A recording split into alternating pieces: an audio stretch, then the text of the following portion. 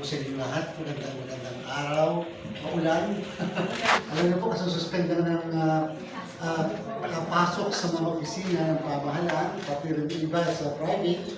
Kami naka-work from home din.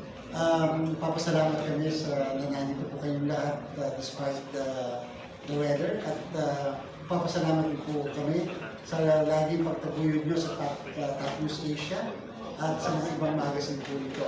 Maraming salamat din sa patuloy na pagsupport po sa kanyang Commission on Elections. Maghahalalan po tayo, hindi sigurado matutuloy. Hanggang ngayon, pinagdidibatihan po nila, pero handa naman po kami. Ang pinaka-importante, yung pinakakauna-unahan po kasi namin itong Bangsamoro parliamentary elections. 4 na beses na po yung sususpend, na po postpone. So hopefully, ito na yung kahuli-hulihan. Pero syempre, kauna-unahan namin halalan itong darating na August 29. Meron po kami sa Dasmariñas, Cavite. Siyempre yung Barangay SK elections, ngayon naman pong November 2. Yan lahat na yan pinaghahandaan namin, kasama na rin po yung plebiscito sa Naga City. Ang Naga City po kasi convert into a highly urbanized city si Mayor Lenny Robredo.